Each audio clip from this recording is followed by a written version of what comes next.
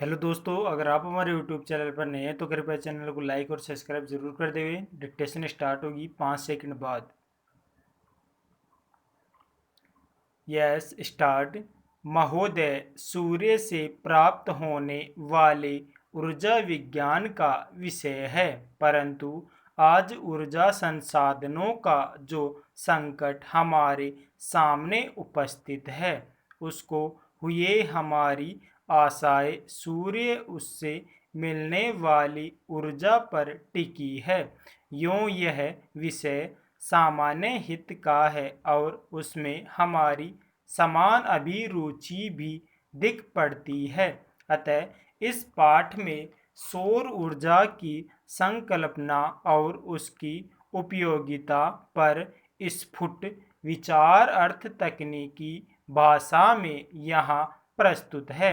ऊर्जा संसार के प्राणियों के जीवित रहने और दैनिक कार्यों के लिए परम आवश्यक है।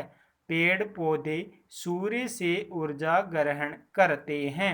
सूर्य से प्राप्त होने वाली ऊर्जा को ही सौर ऊर्जा कहते हैं। समस्त स्रोतों से ऊर्जा प्राप्त करते हैं।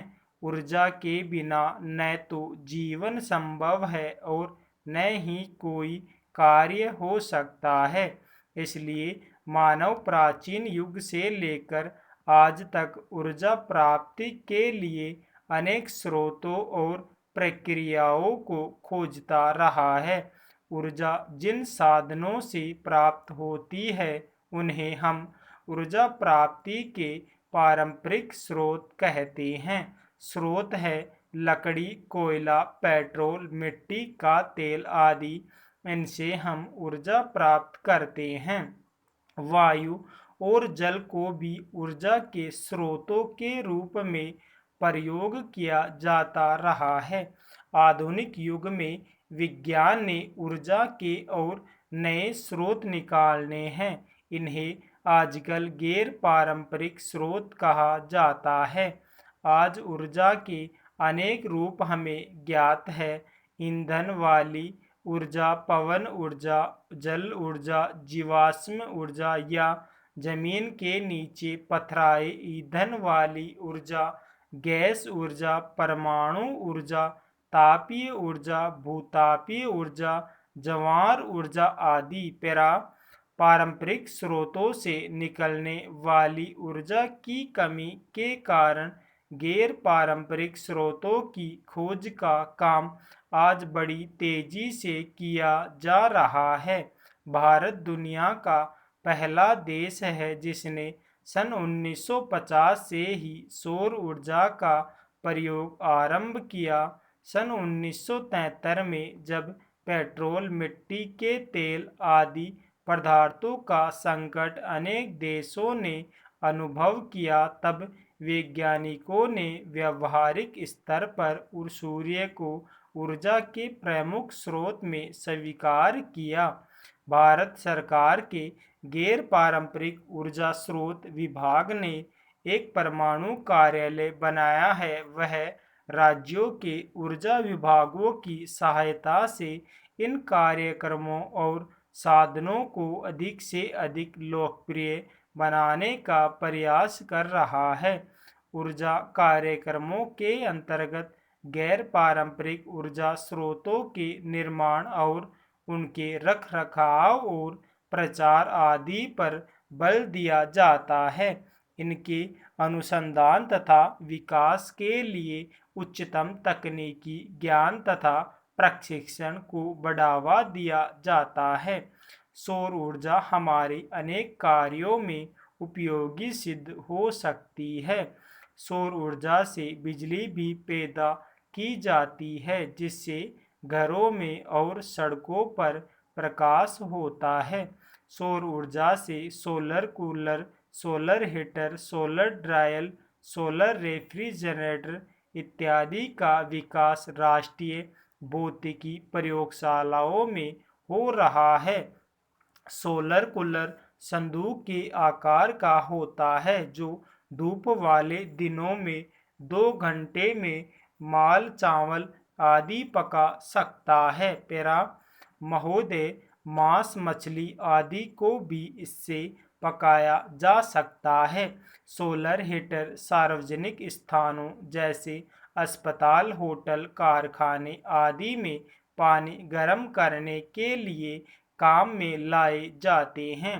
सोलर ड्रायर की सहायता से अनाज, तंबाकू, नारियल, इमारती लकड़ियाँ आदि को सुखाया जाता है। अब तो ऐसे और संयंत्रों का विकास किया जा रहा है जिनसे समुद्र जल के खारेपन को दूर किया जा सकता है। सौर ऊर्जा से हमारे दूर दराज के गांव भी अब प्रकाश से जगमगा उठेंगे और गांव भी शहरों की तरह सभी आधुनिक साधनों से संपन्न हो जाएंगे।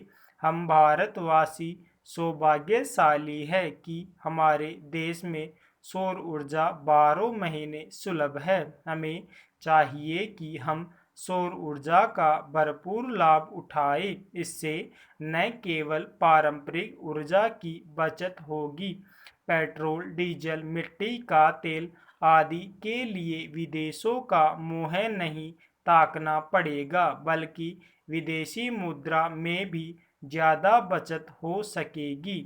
निसंदेह सौर ऊर्जा की क्रांति से सामान्य व्यक्ति को लाभ मिलेगा और देश चहुमुखी विकास का सपना साकार कर सकेगा।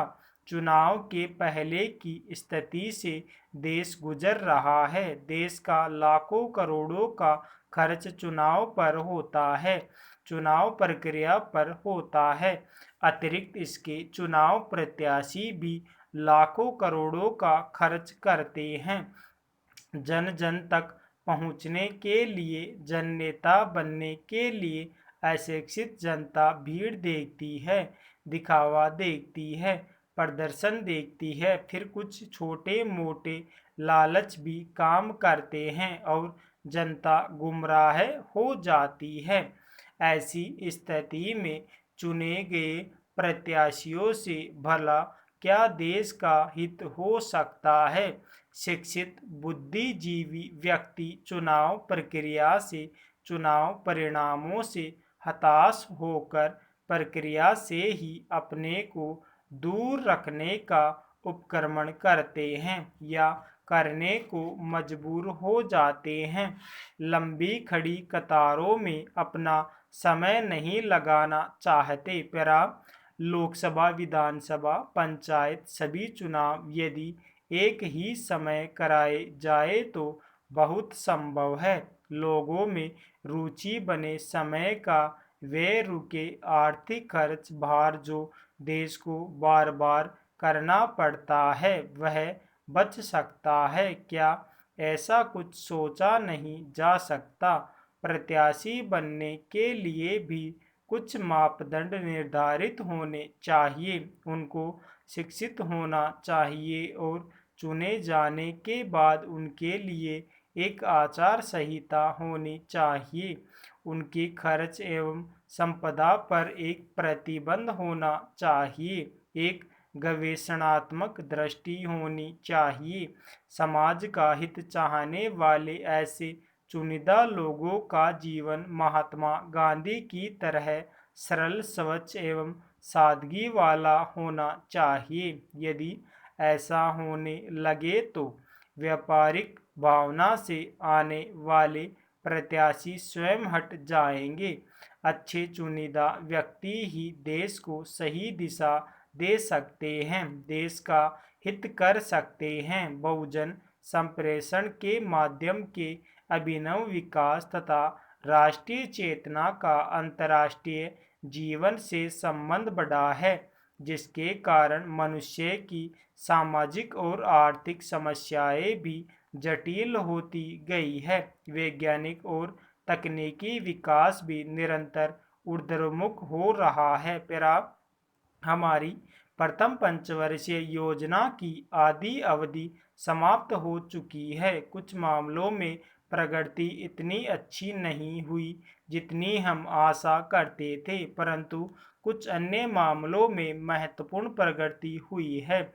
सामुदायिक योजना कार्यों में विशेष रूप से उन्नति हुई है और राष्ट्रीय विकास कार्य में भी, जिसका श्री गणेश अक्टूबर 1953 में हुआ था। संतोषजनक उन्नति। इस कार्य में जनसाधारण का योगदान बहुत उत्साहवर्धक है। स्टॉप।